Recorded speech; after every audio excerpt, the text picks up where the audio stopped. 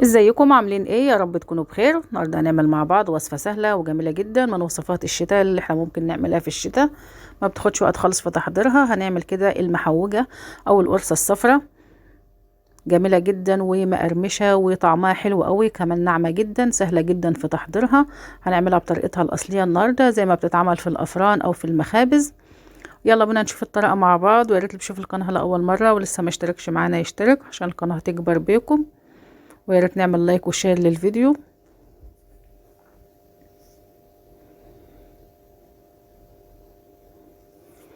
عشان نعمل المحوجة او القرصة الصفراء معايا كده كيلو من الدقيق، وضفت عليه رشة من الملح، وكمان باكيت من البيكنج باودر، وباكيت من الفانيليا بيعطلها ريحة جميلة جدا.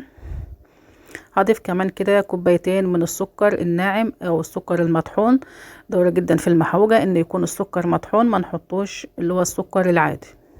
ضفت كمان كده نص كوباية من السكر، ونص كوباية من السمسم، ونص كوباية من حبة البركة، وكمان ربع كوباية كده من جوز الهند، ولو حابة تضيفي اكتر من ربع كوباية تقدري تضيفي.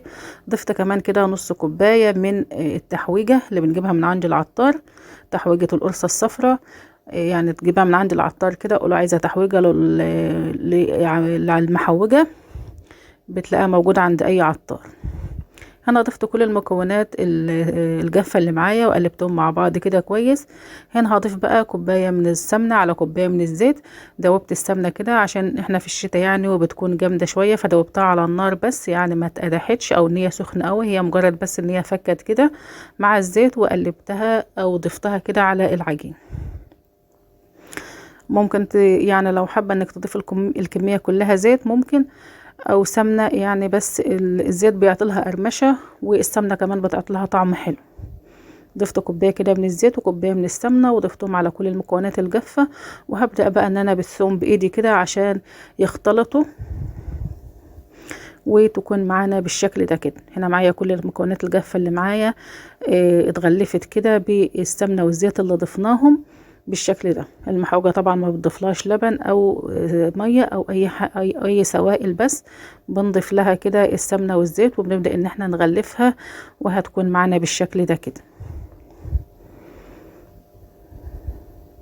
كوباية السمنة او كوباية الزيت، انا ضفت كوباية سمنة وكوباية زيت بالكوبايات المعيارية كده اللي هي بتكون 250 جرام. هنا كده ضفت بقى نص كوباية من العسل الاسود، وهبدأ بقى ان انا اخلط العسل الاسود كده مع كل المكونات اللي ضفناها بالشكل ده كده، لغاية ما العسل الاسود يختلط مع كل المكونات. هقلبهم مع بعض كده كويس عشان كل المكونات تتغلف كده بنص كوباية العسل الاسود اللي ضفناها، وهتكون معانا بالشكل ده. هتكون معنا بالشكل ده، يعني اول ما نضغط عليها تجمع مع بعضها كده، ولما نفكها ترجع ان هي تفرول معانا بالشكل ده كده. هنا بقى جبت صينيه ودهنتها بالزيت، وهضيف كميه كده من المحوجه اللي معايا بالشكل ده كده. انا عملتهم في 3 صواني، تقدري لو عندك صواني اكبر من كده تعملوهم في صينيه كبيره مثلا، او في صينيتين زي ما تعمل يعني ما انت حابه تعمليها، او على حسب حجم الصواني اللي عندك. هنحط بقى كميه من المحوجه في الصينيه، ونضغط عليها بايدينا كده لغايه ما تتسوى معانا كويس بالشكل ده كده.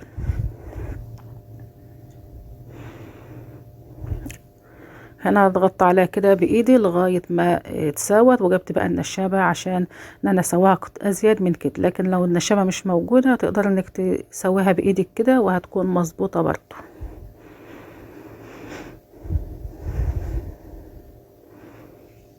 المحوجة طبعا بتكون مفرولة معانا شوية كده، ما بتكونش يعني زي العجين. هنا بقى بعد ما سويت الصينية بالشكل ده كده، قبل ما هدخلها الفرن هقطعها. ضروري جدا ان احنا نقطع المحوجة قبل ما تدخل الفرن، عشان لما بتدخل الفرن بتكون ناشفة كده زي البسكوت، وما عادش تنفع ان هي تتقطع. فنقطعها قبل ما ندخلها الفرن، ولما تخرج هنعيد على التقطيع ده تاني، وهتكون معانا زي ما احنا مقطعين. قطع بقى زي ما تحبي، مربعات، سمبوكسات، زي ما تحبي شكل المحوجة معاك. هتكون معنا بالشكل ده كده، وطبعا باقي كمية المحوجة حطيتها في صواني تانية بالشكل ده كده، وطبعا فردتها بنفس الطريقة اللي فردنا بيها الصينية الأولانية، وهنقطعها برضو قبل ما هندخلها الفرن. طبعا بتدخل الفرن على نار هادية جدا زي البسكوت، لأن هي يعني زي البسكوت بالظبط من النواعم، ما بتاخدش وقت كتير في الفرن وبتعوز إنها نار هادية. انا بعد ما خرجت من الفرن وبقت معايا بالشكل ده، هنبدأ بقى ان احنا نعيد تقطيع عليها تاني بالشكل ده كده.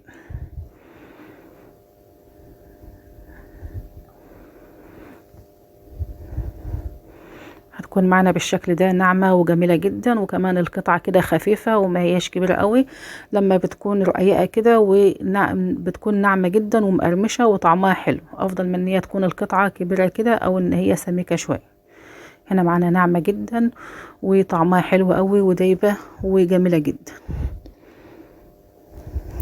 وصفة سهلة وجميلة جدا وما خدتش وقت خالص في تحضيرها، ومن كل دي عملنا كمية كبيرة جدا.